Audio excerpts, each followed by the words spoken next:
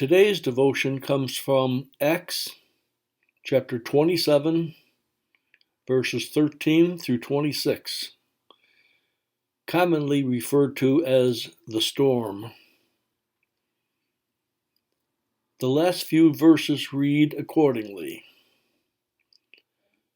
Last night an angel of the Lord, to whom I belong and whom I serve, stood beside me and said, "Do not be afraid, Paul. You must stand trial before Caesar, and God has graciously given you the lives of all who sail with you. So keep up your courage, men, for I have faith in God that it will happen just as he told me. Nevertheless, we must run aground on some island." Life doesn't always meet our expectations.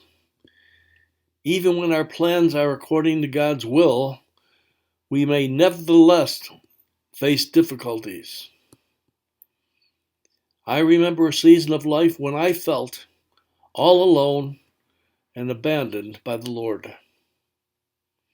My mind said God was with me, but my feelings said he wasn't. To counter these emotions, I prayed and focused my mind on Scripture. In today's passage, the weather threatened Paul's voyage to Rome. Even though the Lord was clearly directing his path, a violent storm arose on sea. The sailors worked hard to save the ship, but gradually they gave up hope of being saved.